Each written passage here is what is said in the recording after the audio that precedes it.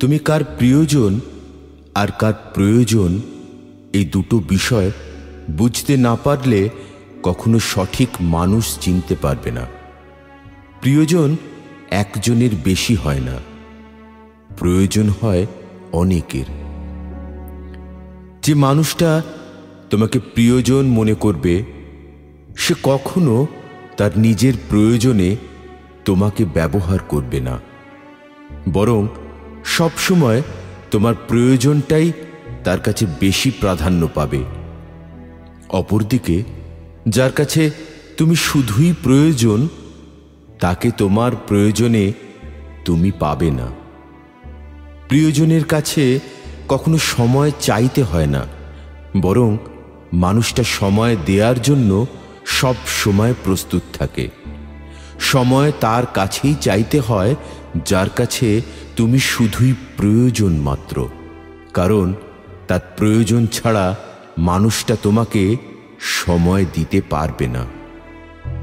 ভালোবেসে পাশে থাকা আর আগলে রাখা দুটো এক কথা নয়, কারণ তুমি যার প্রয়োজন সে শুধু সময়ের ব্যবধানে তোমার পাশে থাকবে, আর তুমি যার প্রিয়জন সে সব সময় তোমাকে আগলে রাখবে। মানুষ প্রয়োজনে পাশে থাকে আর আগলে রাখে প্রিয়জন। প্রয়োজন এক সময় শেষ হয়ে যায়, তখন পাশে থাকা মানুষটাও আর পাশে থাকে না। অথচ কারো প্রিয়জন হতে পারলে কখনোই মানুষটা হারায় না, আগলে ধরে রাখে।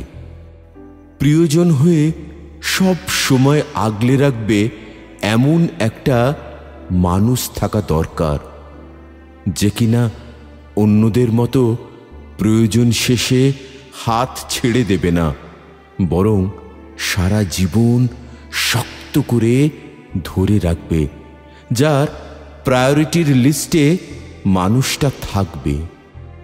কারো প্রায়োরিটির লিস্টে থেকে রাজত্ব করতে পারাটা বড় ভাগ্যের ব্যাপার, যেখানে অন্য কারোর রাজত্ব চলে না। মানুষটা থাকে একান্তই নিজের। এভাবেই কারো প্রিয়জন হয়ে থাকতে পারলে জীবনে আর অন্য কিছুই প্রয়োজন পড়ে না। জীবনে কারো প্রয়োজন হতে পারা কঠিন কিছু না, কঠিন কারো প্রিয়জন হয়ে থাকাটা।